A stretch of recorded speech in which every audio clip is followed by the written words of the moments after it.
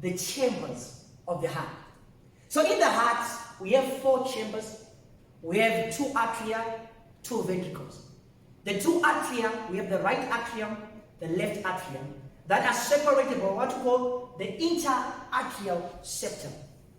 And we have the right ventricle and the left ventricle that are separated by the interventricular septum. The interventricular septum has 2 portions, the membranous portion and the muscular portion. So, as you can see here, I know it seems complicated, but I'm going to try to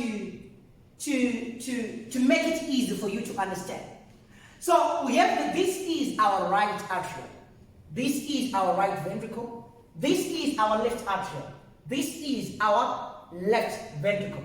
So before I go into this much, let me just talk about the circulation of the heart. Right. So the circulation of the heart is in 2. We have the pulmonary circulation. We have the systemic circulation. The pulmonary circulation, the blood is leaving the heart through the pulmonary trunk, and then it enters the lungs. That's the pulmonary circulation. From the lungs, it goes back to the heart through the pulmonary veins, right? So the pulmonary circulation is not that complicated, and that's why you find the right ventricle, so muscular wall being thin. Why? Because it is responsible for pulmonary circulation. The blood is not traveling a longer distance. The systematic circulation now, we are now mainly focusing on the left aspect of the heart. The left aspect of the heart is the one that is responsible for systematic circulation. So the left atrium is going to receive blood from these pulmonary veins, as you can see here. So the left atrium is going to contract, and then the blood is causing the left ventricle to receive the blood. And then the left ventricle is going to contract as well, and the blood is going to move through this outflow that is called the aortic tract. So from the aortic tract, we have the ascending aorta, the arc of the aorta, and the descending aorta. That is going to supply the entire body. So it's going to have branches going to the neck, branches going to the head, branches going to the lower limb, branches going to the upper limb, right? So this is systematic circulation. So that's why we need the left ventricle myocardial wall to be thicker than the right ventricle myocardial wall, because the blood is traveling a longer distance. Right. So I'm going to start by talking about the right atrium. Right. So we said that right atrium, where is it located? We have spoken about the borders of the heart. So where is it located? The right border. The right border of the heart. So we're going to have the right atrium here. The right atrium, yes, inside the right atrium we have a cavity. And the cavity is bounded by 2 surfaces. The rough surface, or the trabeculated surface, and the smooth surface. So the rough surface is found on the anterior aspect of the right atrium. And then the smooth surface is found on the posterior. So here you can see the smooth surface. You cannot see the rough surface, because at the surgical section of this heart, right, we have removed the what? The anterior surface. So the anterior surface is rough. It is made up by these muscles that are called the musculi pectinati. These are the ones that form the rough surface of the anterior aspect of the right atrium. Right. So between the rough part and the smooth part, we have a ridge, a smooth ridge, right? That is going to divide the rough and the smooth. That is called the crista terminalis. And behind, since it is a ridge, right, it's going to leave a groove, right, behind. So that the groove is called the sulcus terminalis, right? So it's very important for you to note that. So embryologically, the rough surface of the right atria is formed by the right rough surface of the right atria is formed by the primitive atrium. And the smooth is formed by the right horn of the sinus venosus. Right. So you need to take note of that as well. The smooth surface is formed from the right horn of the sinus venosus. All right. So on the right horn of the sinus venosus, we are going to find that there are three veins that will be draining there, right? The common cardinal vein, the umbilical vein, and the vitreous vein. The umbilical vein is going to degenerate, and the common cardinal vein is going to join by what we call the anterior cardinal vein, forming the superior vena cava. And the vitreous vein is going to form, joined by hepatic veins and what, forming the inferior vena cava.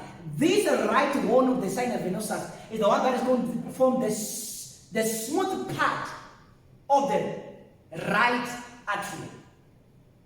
The right atrium is going to communicate with the right ventricle by a valve called the tricuspid valve.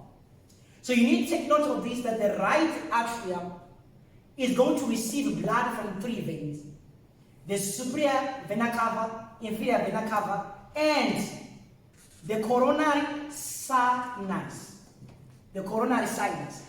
So the tricuspid valve is going to be joined to the right ventricle by what we call tendons, cords of tendons. So it's called coordinate tendonie.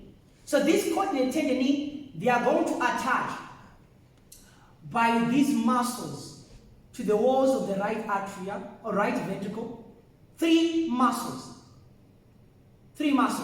We're going to have three muscles that are called the papillary muscles.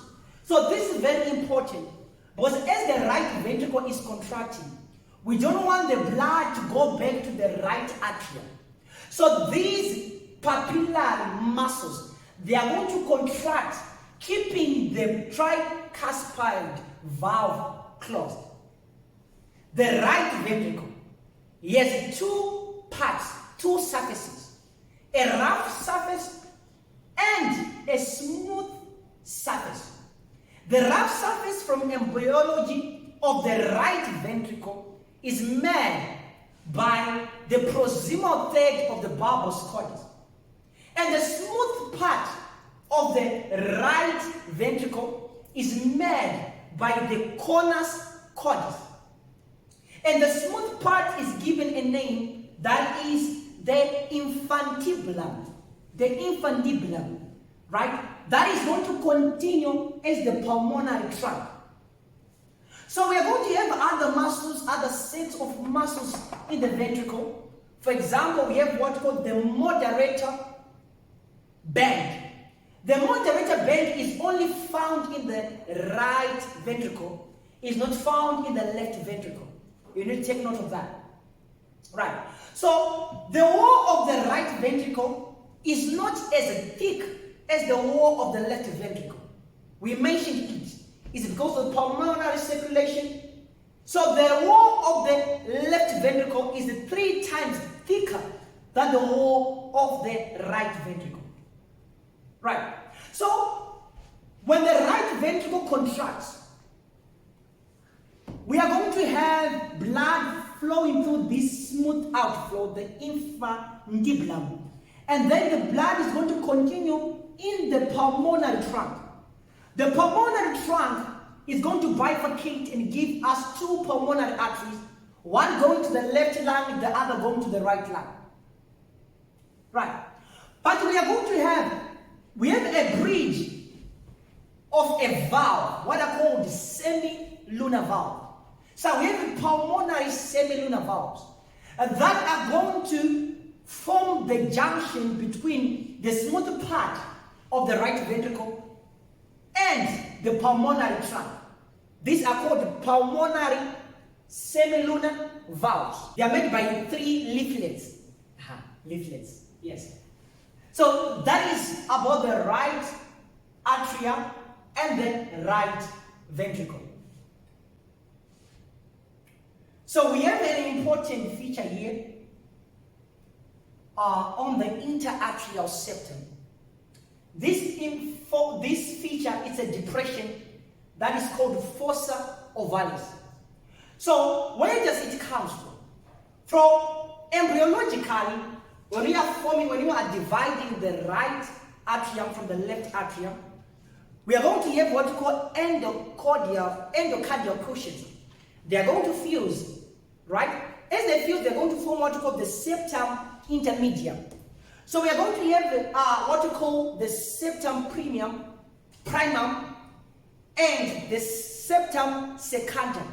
These, they are going to form a foramen. That is called the foramen of ovalis, right? So we are going to have an opening here during fetal development. But now after birth, this is going to close, giving us what you call the fossa ovalis.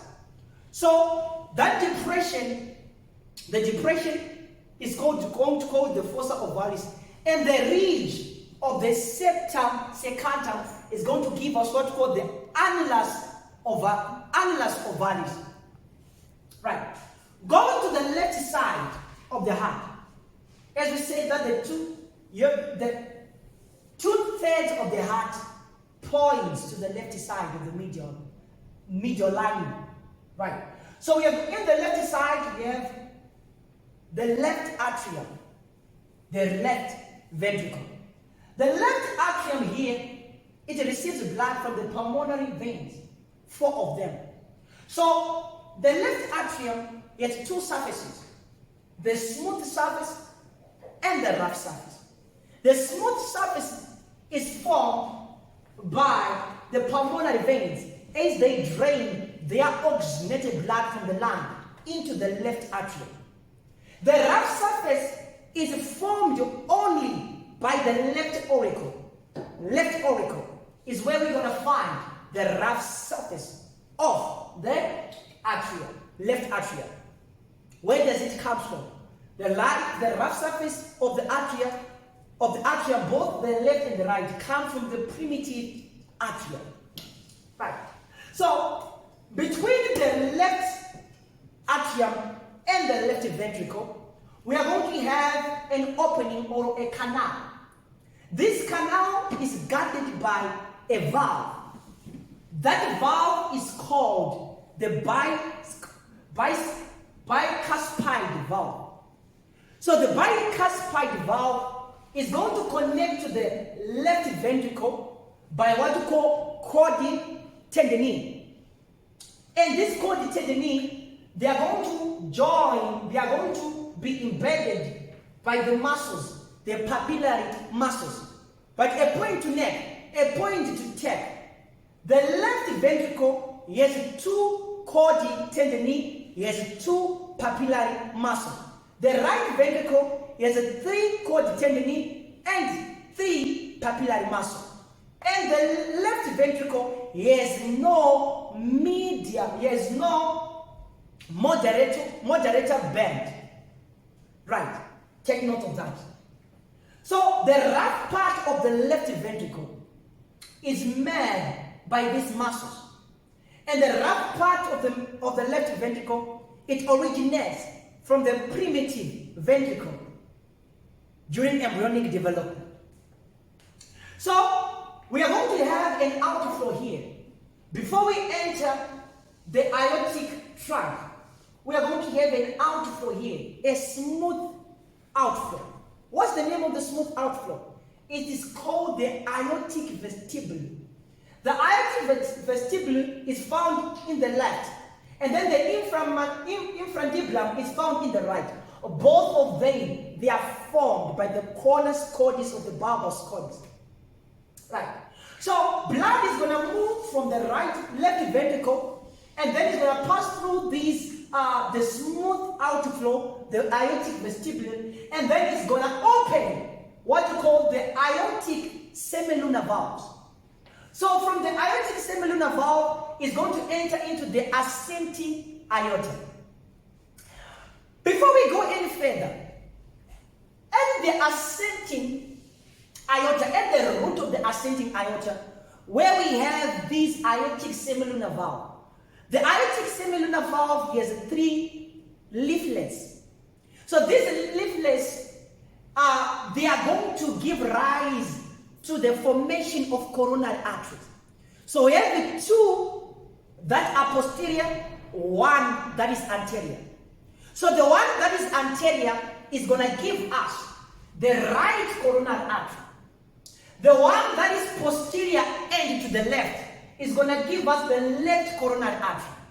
And the one that is posterior to the right doesn't give anything. So it is also called a non-coronary sinus. It doesn't give